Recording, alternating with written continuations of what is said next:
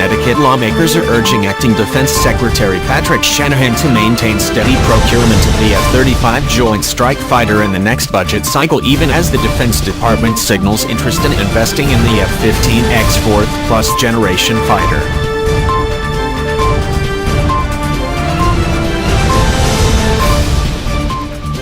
Audio Jungle.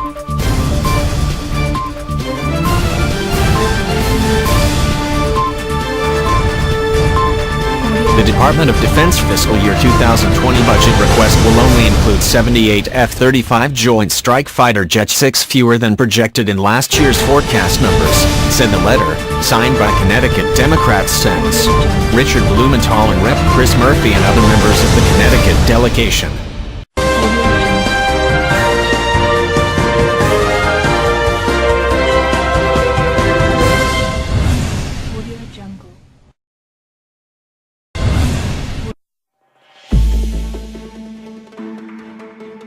We write to express our alarm regarding recent reports that the Department of Defense fiscal year 2020 budget request will only include 78 F-35 Joint Strike Fighter jets, 6 fewer than projected in last year's forecast numbers, said the letter, signed by Connecticut Democrats Sens. Richard Blumenthal and Rep. Chris Murphy and other members of the Connecticut delegation. Bloomberg reported this week that the DOD will ask for 78 Lightning II fifth-generation fighters in its 2020 request instead of the 84 projected last year. Citing a source familiar with the request, Bloomberg said the Air Force is on track to buy its scheduled 48 fighters while the service considers the opportunity to buy into Boeing Co.'s new F-15X program. That means the Navy or Marine Corps has scaled back its intended F-35 procurement, Bloomberg said.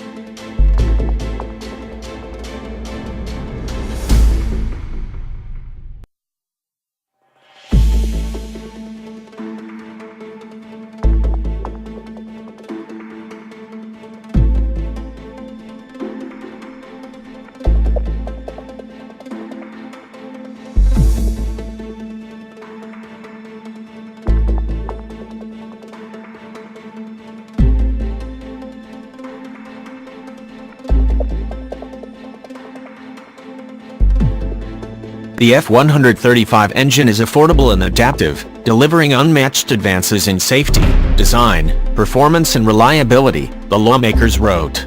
The F-35 program employs over 11,000 Connecticut constituents, directly and indirectly, with 78 first-tier suppliers and other statewide suppliers that provide parts to primes. They continued, "We are prepared to work with our colleagues on a bipartisan basis in the FY 2020 budget cycle to, once again, secure full funding for the game-changing F-35 to ensure that our warfighters have the most capable, lethal, and stealth fighter fleet." The letter to Shanahan comes as the Pentagon is preparing to lay out how the F-15X might fit into its inventory.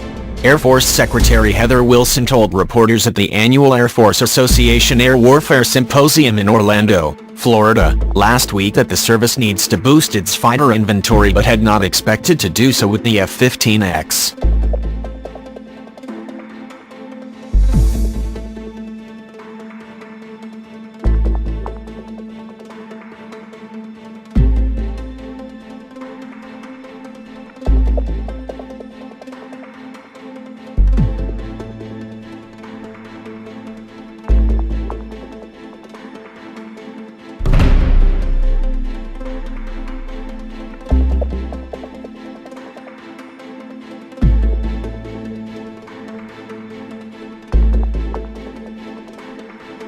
Bloomberg said the Air Force will request funding to buy 8 F-15X jets. Wilson confirmed speculation that the procurement was forced on the service. The move will mark the first inclusion of a new F-15 in the Air Force inventory in more than 20 years.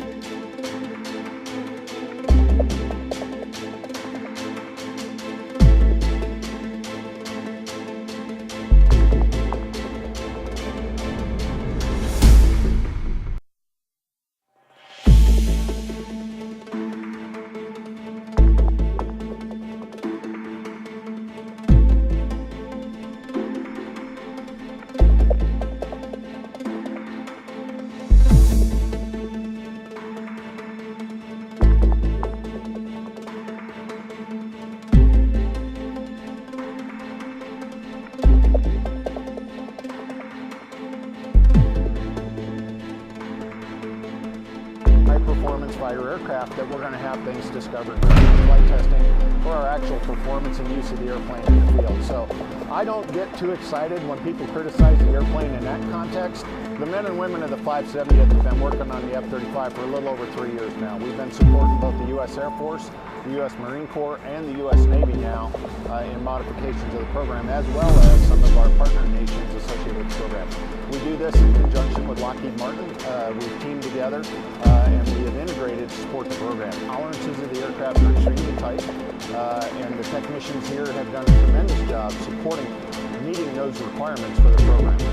So if you look at the modifications we performed, the big one initially was the wing root rib modification. And when you look at the wing root rib modification, the engineering tolerances, again, on that one structurally were some of the most demanding I've seen in 30 plus years of aircraft maintenance. We changed out aluminum pieces and made them titanium. It was cracking in certain areas, double the structure in those areas, and that alleviates that and it allows them to fly longer. It was actually significant to disconnect at the wing, and we found that the tight tolerances, you're talking 0.003 of an inch tolerance, that the weather could affect the airplane as it sat. So if the weather got hot or cold, it could shift the airplane and affect your alignment of the airplane. Another structural mod we're doing that's extremely tight tolerances, bleed air system duct. So the mod itself is just getting down to the structure itself to reinforce all the structures.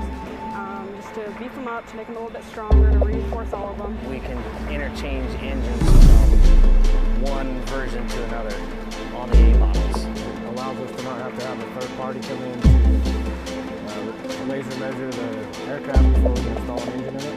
We're still dealing with some of the challenges of the extreme tight tolerances on those Navy airplanes for what's called the Fuselage Station 518 modification. Through the GCTD, what we need to do is remove the old 518 frame and replace it with a new 518 frame that's built up in areas that will help fatigue issues and stress along the way with the aircraft.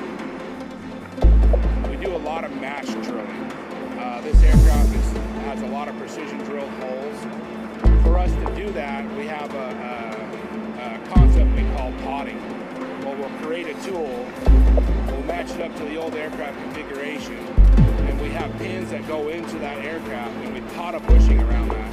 So it holds the same center line and angularity. So when we go to drill the new part, we don't actually have to take that error of back drilling through the aircraft or guessing the best guess where that hole is so we're not damaging that aircraft. We have a tool that's basically a mimic of what we're going to drill on the new part. We have to ensure that the airplane doesn't move or shift.